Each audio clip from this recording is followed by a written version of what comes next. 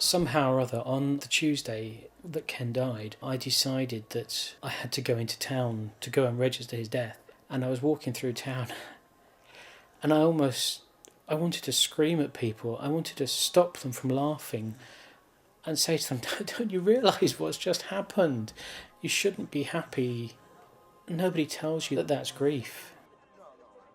And the other thing was, for weeks after I'd lost Ken, I really felt really hostile to couples. Anybody, male, female, whoever, that were together. And if somebody hugged somebody else just in town and a guy gave his girlfriend a kiss, I would be absolutely distraught, and I couldn't understand. It just wasn't fair because I couldn't do that anymore. And again, I realised that was grief. She had made it clear to me that she was not to be cremated. I said, but I want to be buried at home. And she gave me a bit of an old-fashioned look, and I said, I don't want to go down to the churchyard in the village and spend the rest of my time with a lot of old people I didn't know. And she looked at me and said, do you mean that? And I said, yeah, of course I do. And that was the only moment where I believe that she fully understood that she was dying. So that was the decision made, that somehow I would have her buried at home. And to my amazement, it was actually a very simple process. We wanted to conduct it in a way that we wanted, that we knew she wanted, and everybody else that came wanted to be part of it. That Friday, when I knew he'd gone, and Adrian was with me, and we just sat there together and sobbed and sobbed. And then my lovely Marie Curie nurse arrived, and then Audrey district nurse arrived, and together they washed him and laid him out, and they melted away at that point and left us alone with Graham. And then Dr. Seftel arrived and confirmed the death. We rang the undertakers earlier to say, we will need you today, but please will you wait till 5 o'clock tonight to give other members of the family time to come and see Graham. And between us, we spent the afternoon sitting with him, talking, and we opened a bottle of wine and sat there trying to recover ourselves. And that was when the doorbell rang, and our vicar, Kay, was on the doorstep and arranged to come the next day to talk us through the funeral arrangements. I could never imagine planning a funeral service for my father, but I think after he died, together as a family, for us to be thinking about and planning the service is actually an incredibly positive and useful thing. It fills your time and it makes you think about what you want to say and do. Thinking with Kay, who's the amazing vicar, about how we want to organise the service. And she encouraged my brother and myself, if we wanted to speak, which is a difficult thing to do, to speak at your own father's funeral. But somehow, although I knew it'd be really difficult, because I'd spent time in the preceding months talking to him so much about different things and looking after him, helping to look after him, there were all sorts of things which I knew I wanted to say, and I knew absolutely that this time I'd spent with him would give me the strength to say that at the service. I knew it would be really difficult to do on the day, but I had absolutely no uncertainty that I wouldn't manage it, because he gave me the strength to do that. One of the things that I found all the way through this experience, and still, is talking to people, talking about some of the things that we learned, some of the lessons we learned, the emotion, the stress and the heartache that it all caused us. And still that process goes on. I still have regular conversations with all sorts of people where they ask me questions, where we talk over some of the more painful moments. And I find that it's a very important part of the recovery process, I suppose it is. I don't think we can put any logical reason as to why it's happened, but it's important to me that I try and get my mind sorted out and put some of the emotions to bed, I suppose, that they're still floating around in my mind and I'm not really sure where they need to go. But by talking it over with people is very important, and it has helped a lot. There's no doubt that these people giving me a bit of their time has been a huge benefit.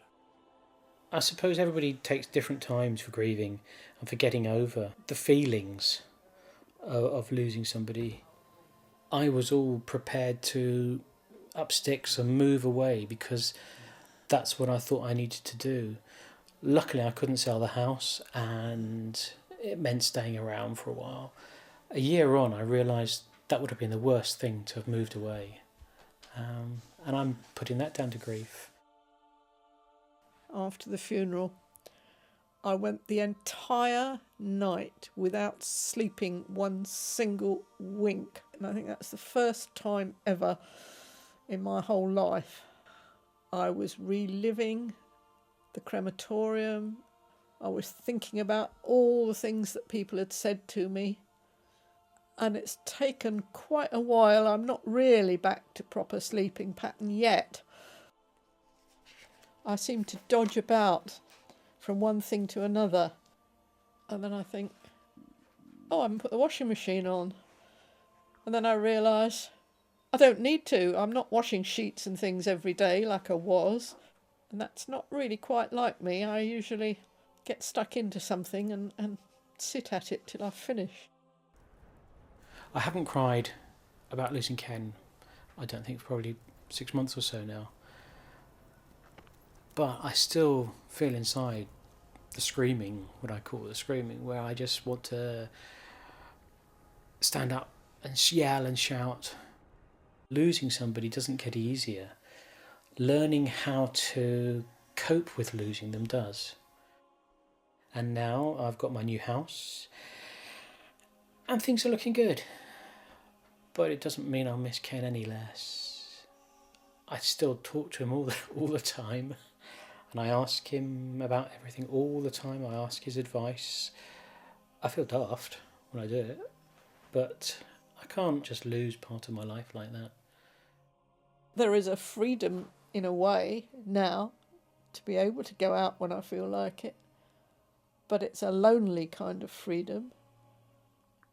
I find myself wanting to tell Graham something, and yet I come home and he's not here, so I can't tell him. And that's a funny feeling. I think one of the things is you feel guilty occasionally because you suddenly realise you haven't thought about them for a day or for an hour. I think that's what it was in the beginning. Every hour I would be thinking of Ken when I first lost him, and then you think, oh, I didn't think about Ken. And then you feel guilty because you hadn't thought about how upset you were. And then you suddenly realise that for a couple of days, actually, you might not have thought specifically about how bad you feel and about how terrible it was to lose Ken. I think you're always thinking of your partner, your husband, your wife. I mean, whatever I've got in the house, there's always stuff, and I'll think, oh, as I'd look around the room, there's Ken's picture of the two of us when we were out walking. So you think of them like that, but I think